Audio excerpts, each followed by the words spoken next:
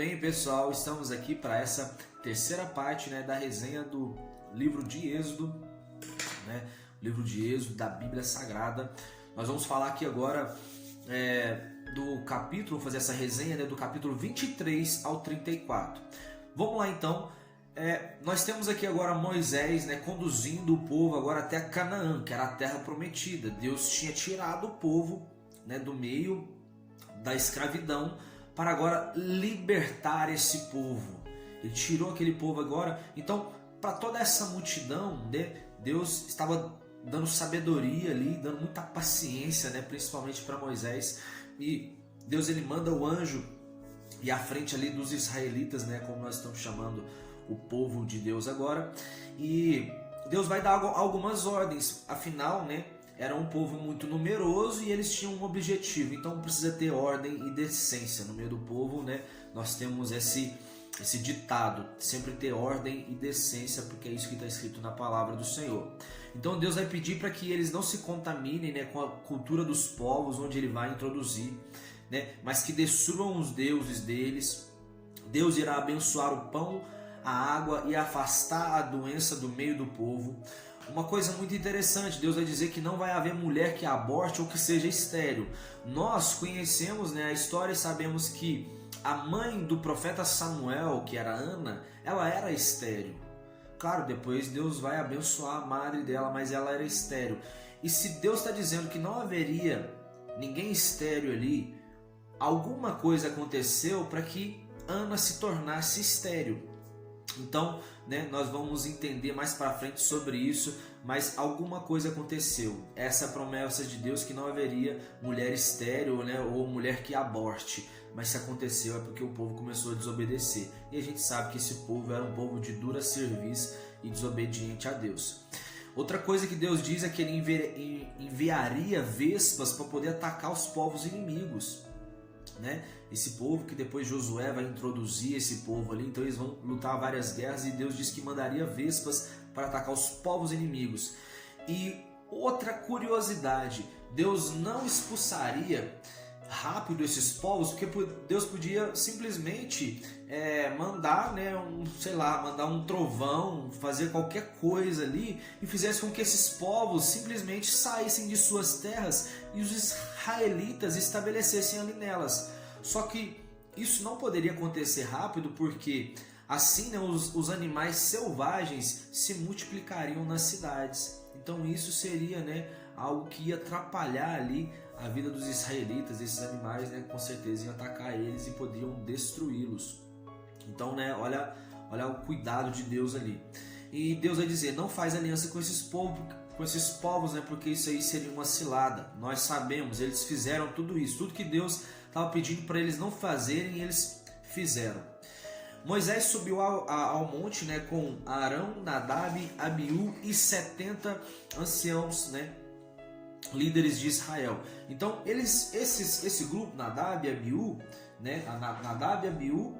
Arão e os 70 anciãos, eles adorariam de longe. Moisés subiu no monte. Então Moisés falava com Deus e ele falou o que Deus tinha falado para os anciãos e Nadab e Abiú, e eles disseram, olha, a gente vai obedecer tudo, tá tranquilo. Então o que aconteceu depois de um tempo, eles puderam subir também, e aí a Bíblia vai dizer, todos subiram com Moisés e eles viram o Deus de Israel. Eles puderam ver a glória de Deus e depois comeram e beberam. Então teve esse momento que essas pessoas citadas aqui, elas estiveram com Moisés no monte e viram a glória de Deus e fizeram ali uma comemoração ainda, comeram e beberam juntos. Outra, Josué estava sempre com Moisés, e ele subiu. Os anciãos ficaram lá embaixo, ficaram ao pé do monte, Arão e Hur, acabou essa comemoração. Então, durante 6 dias, a nuvem, ela estava cobrindo o monte. Aí no 7º dia, Deus vai chamar Moisés, e Moisés fica os 40 dias e 40 noites para receber ali, os 10 mandamentos nas 2 pedras. Nesse tempo agora a Bíblia ela vai dizer também sobre a questão da construção do tabernáculo. E por que agora um tabernáculo? Porque Deus ele estava com o seu povo, Então esse povo ele já tinha leis através de Moisés, eles tinham um líder, Moisés estabeleceu outros líderes para estar com ele, para estar ajudando, auxiliando ele, né, a governar esse povo. E agora, né, Deus vai dizer assim, olha, eu quero um tabernáculo porque eu vou habitar no meio desse povo. Agora, entende a grandeza disso, porque Deus, ele, tipo, olha, não tem como vocês fazerem um templo para mim, né, porque como é que vocês vão fazer um templo, né, que me caiba, né?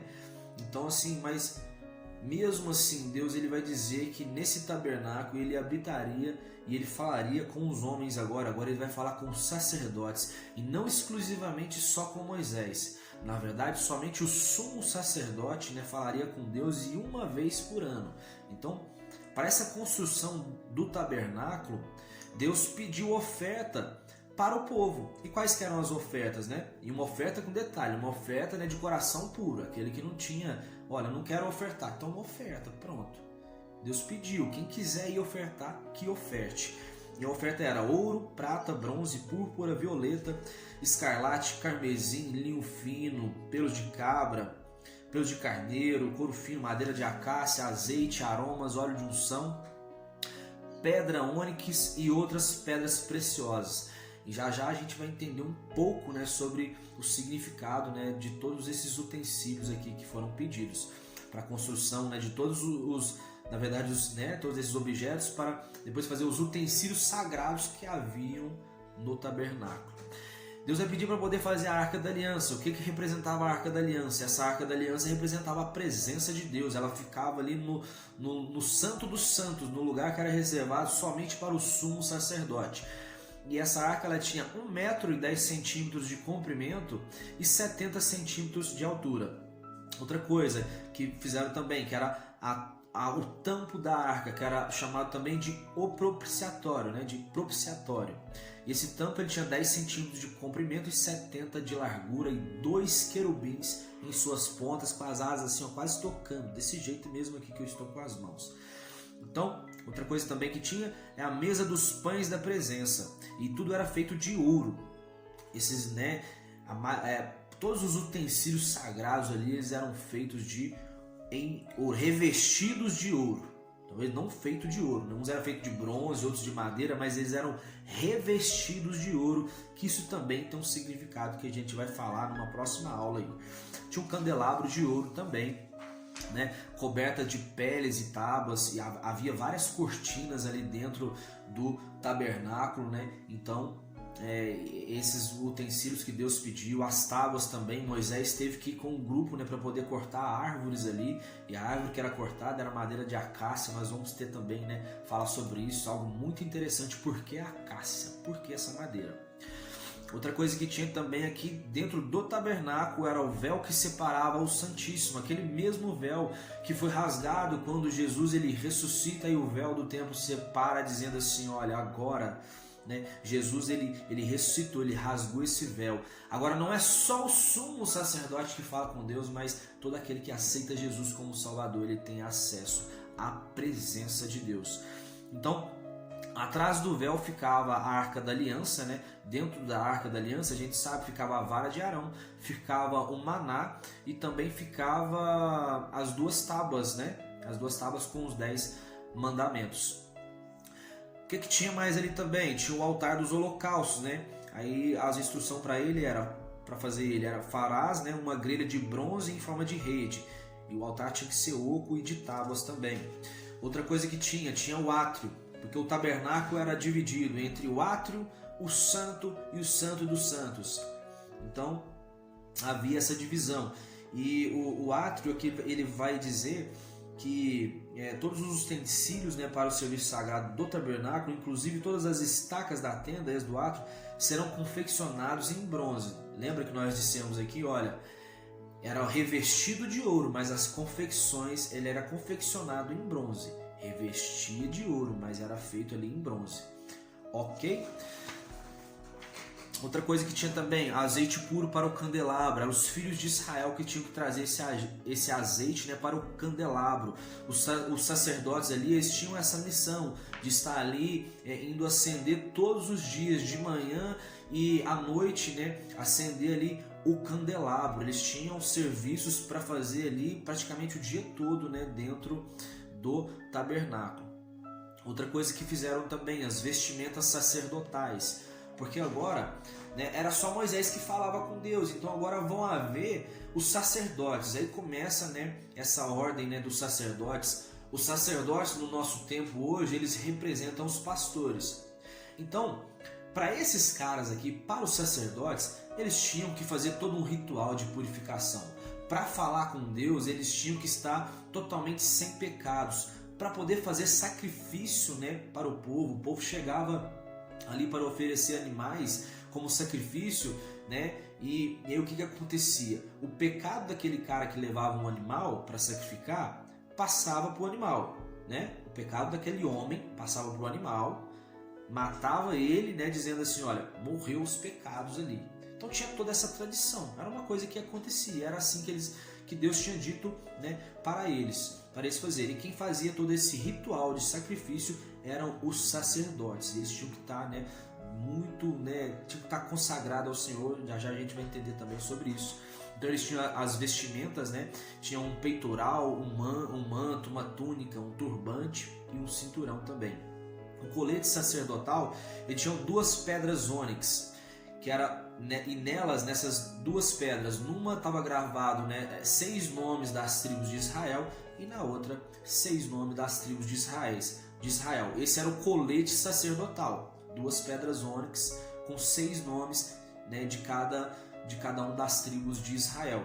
Depois tinha o peitoral das decisões, e esses também representavam as 12 tribos, mas era no único peitoral ali, né? Tinha as 12 tribos, e isso demonstrava que toda vez que Arão ele entrasse ali no Santíssimo, ele estava levando, né, o nome dos filhos de Israel para a presença de Deus. Outra coisa que tinha também, o manto sagrado, né? Então eles tinham esse manto sagrado, o manto ele tinha um sino, né, uma romã, em seguida outro sino, né, com outra romã, e Arão vestia sempre o manto que estivesse ministrando. Então esses sinos também ali no manto, né, era muita coisa que ele usava, o sacerdote ali. Isso aí também tinha, né, um significado. Outra coisa, todo sacerdote ali, para ele poder ministrar, ele tinha que ter esse símbolo da consagração, que era uma flor que Moisés, né, Deus havia dito para Moisés para eles confeccionarem uma flor em ouro, na qual seriam gravado, né, como um selo que ficava ali, né, no sacerdote, que dizia assim nesse selo: consagrado ao Senhor. Precisava ter esse selo, é o selo de qualidade, tipo assim, olha, esse aqui está aprovado, entendeu? Então, outra coisa também, né, vai falar sobre as vestimentas de Arão. Eles tinham que também usavam calções, né, que iam até a cintura, da cintura até a coxa. Eles tinham que fazer sacrifícios também para os sacerdotes, né? Tomaram um novilho e um carneiro. Outra coisa que eles fizeram também, tinham que fazer a purificação deles, né?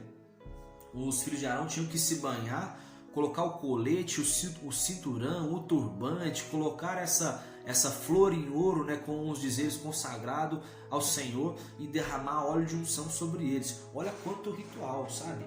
Não era qualquer pessoa que representava ali, que tinha que representar, né, como sacerdote. Não era de qualquer modo que as pessoas eram, né? Não é hoje em dia que as pessoas fazem um cursinho de teologia ali e acham que é pastor. Não era assim. Ali, né, tinha todo um ritual. A princípio era desse jeito. E você vai ver que esse povo, há tempos atrás, nós vamos ver no período ali onde, né, o profeta Eli servia como sacerdote. Você acha que Ofni e Finéias fazia todo esse ritual aqui?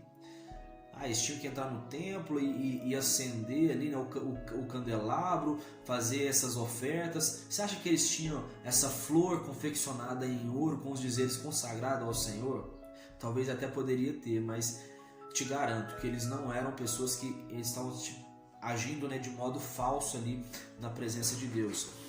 Então tinha todo um procedimento também aqui, numa outra parte, né, dizendo Procedimento nas oferendas. Você vai oferecer imolarás um novilho, pegar o sangue, passar nos chifres do altar e derramando, né, o restante ao pé do altar. Depois cortar o cordeiro em pedaços, lavar as suas vísceras, depois queimar o cordeiro inteiro. Pega o segundo cordeiro, passa sobre a ponta da orelha direita de Arão e sobre seus filhos e sobre o polegar da mão direita do pé também. Então passava na orelha direita e no polegar da mão direita e do pé também.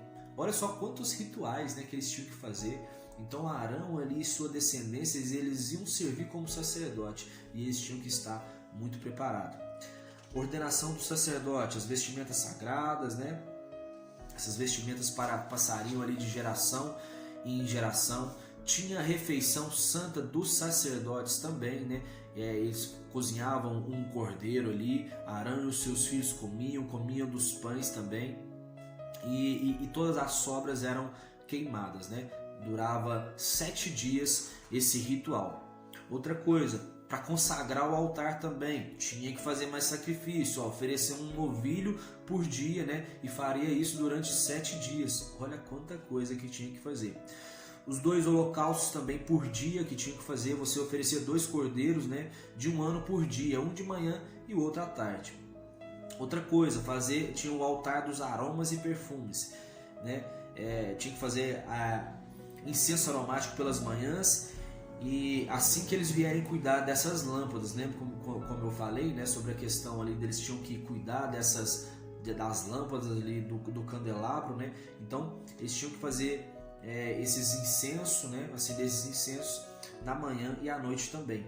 E não podia oferecer qualquer tipo de incenso, não. Tinha um incenso próprio ali, tinha, né, todo o material ali específico para esses incensos. Outra coisa, tinha o imposto também para manter a tenda. No recenseamento feito ali, cada um pagaria, né, um valor. Então, todos os homens ali acima de 20 anos, eles pagaram ali 6 gramas de prata cada um. Então foram mais de 600 mil homens, né, que fizeram essa oferta, então, para a construção ali do templo, e eles pagavam esse imposto aqui, né, na tenda ali do tabernáculo. E o rico e o pobre, eles contribuíam com a mesma quantidade. Outra coisa que tinha também, eu sei que está bem cansativo, pessoal, mas isso aqui é o que está na Bíblia, então estou seguindo aqui passo a passo, né, o que está dizendo.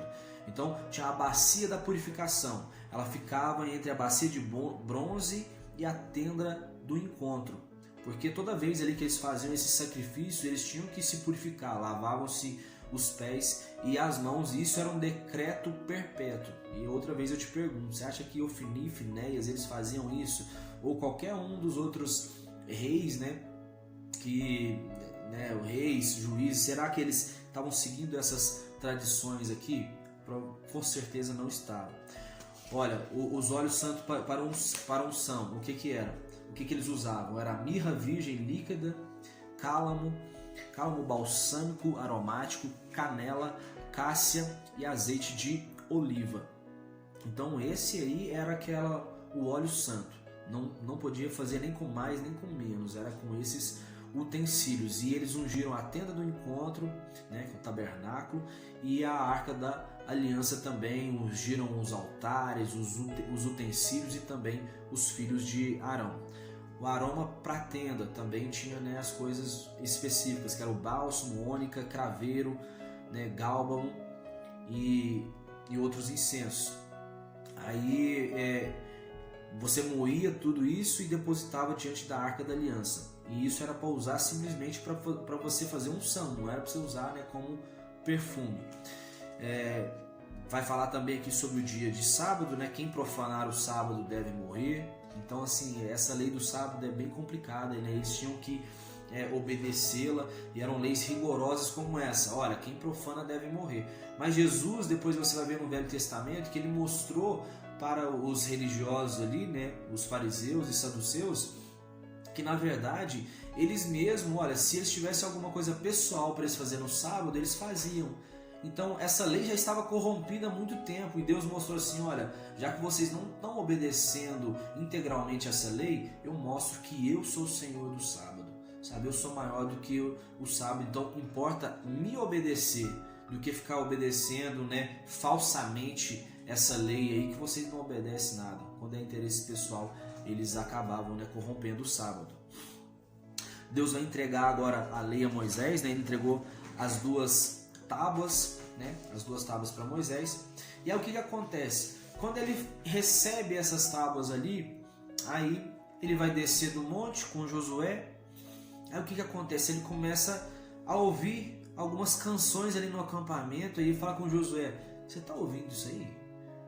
Então umas canções aqui estranhas. De repente ali eles chegaram e viram que o povo tinha se corrompido. Eles construíram ali, né, um bezerro de ouro, porque lembra que havia estrangeiros ali no meio, né, dos israelitas, e o que me parece é que esses estrangeiros eles conseguiram, vamos dizer, de certa forma corromper Arão, mas para mim Arão já estava corrompido, né? E aí eles estão convencidos de que Moisés não iria voltar, eles fazem um bezerro de ouro, e olha a frase que os estrangeiros aqui, eu acredito que são os estrangeiros, alguém no meio do povo vai dizer: olha, esta é a figura dos nossos deuses, ó Israel, que vos tiraram da terra do Egito. Então eles fazem aquele bezerro para adorar, dizendo que assim, olha, não foi Deus de Israel, esse Deus de Moisés, que tirou a gente do Egito, não, foi esse Deus aqui, esse bezerro de ouro, esse Deus do Egito. E Moisés desce ali muito irado, e o que acontece? Ele pega, né, ele pega a água, tritura essa água, na verdade, ele pegou o bezerro de ouro, né, destruiu no fogo, triturou a estátua, misturou ali na água e deu para os israelitas beberem. Então depois que ele fez isso, né, Arão já chegou ali para conversar com ele, e Arão vai dizer assim: olha, eu peguei, né, isso aqui aconteceu por acaso, porque eu peguei ali os brincos, né, das esposas dos israelitas, né, os utensílios que eles tinham de ouro, joguei no fogo e saiu esse bezerro, né? Dá uma desculpa esfarrapada, mas Moisés vai, pega esse bezerro, tritura ele no fogo e agora coloca na água e dá para os israelitas beberem. Logo em seguida Moisés vai dizer o seguinte: olha, quem é que está com Deus? Porque quem estiver com Deus aproxima de mim. E aí só os levitas levantaram e aproximaram de Moisés. E aí a Bíblia vai dizer que os levitas nesse dia eles mataram 3.000, né, dos seus amigos, porque Moisés deu ordem para eles poderem matarem. Então os levitas mataram 3.000, né, idólatras, pessoas que estavam adorando, né, a esse bezerro de ouro. E aí os levitas eles vão ser consagrados como sacerdotes, né, por essa atitude. Mas Moisés gostava demais do povo, porque ele vai suplicar a Deus dizendo assim: Senhor, não castiga esse povo não, livra esse povo. Mas mesmo assim ainda Deus castigou, né, os israelitas com uma grande doença. Por essa atitude Deus castigou eles com uma grande doença. Aí Deus vai dizer para Moisés, já vamos fechar aqui, né, essa terceira parte, que Deus vai dizer para Moisés: olha Moisés, eu vou mandar o anjo, eu vou te dar a terra, eu vou te dar o povo, você vai ficar tranquilo, pode ir. Só que eu não vou no meio do povo não, porque se eu for, eu vou matar eles. E aí Moisés roga ao Senhor e vai dizer assim: olha, Senhor, se o Senhor fizer isso, risca meu nome do livro da vida. Sabe, eu quero que, se o Senhor não for, não adianta nada eu conquistar essas terras, ter o povo ao meu favor, sem a sua presença eu não vou. Moisés demonstrava total dependência do Senhor e que não adiantava nada ele ter o apoio ali dos homens. Entenda como que Moisés, ele, sabe, é grandioso essa atitude dele, porque ele não queria a glória dos homens, mas ele não abria mão de forma alguma de estar com Deus. E ele não queria simplesmente negar o povo, e vai dizer, né, com todo respeito, né, a Josué, porque Josué vai dizer assim: olha, não sei a vocês, mas eu e minha casa vamos servir ao Senhor. Moisés, ele decidiu estar junto com o povo. Ao mesmo tempo que ele estava junto com Deus, também ele estava assim muito enraizado com o povo, e ele preferiu morrer com eles, né? Não conseguiu introduzi-los na terra prometida, mas ele preparou um sucessor para poder fazer isso. Então Moisés, né, mostrou ali que ele era um homem, né, um grande líder que amava o povo, mas amava a Deus acima de tudo isso. E finalizando mesmo, aí ele vai receber, né, as mesmas... Ele tinha destruído, né, as 2 tábuas que ele tinha feito quando ele desce, né, eu acho que eu nem falei isso. Mas quando ele sai do monte, ele vê que estava adorando ali o bezerro de ouro. Moisés destrói as 2 tábuas ali da aliança, e Deus agora, depois que ele faz esse pedido a Deus, né, renova a sua aliança com ele, Deus vai entregar a Moisés outras 2 tábuas com os mesmos dizeres, né? Dessa vez Moisés não fica mais outros 40 dias e 40 noites. Moisés sobe ao monte, né? Ele tem toda uma conversa ali com Deus e ele recebe novamente ali os 10 mandamentos. Beleza, galera? Então nós fechamos aqui no capítulo 34. Nós vamos ter agora mais uma aula sobre, né, para fechar aqui o livro de Êxodo. Espero que vocês estejam gostando ali, que vocês se interessem, né, em ler o livro todo. Que Deus possa abençoar muito a vida de vocês. Tamo junto e misturado. Valeu, um abraço e até mais.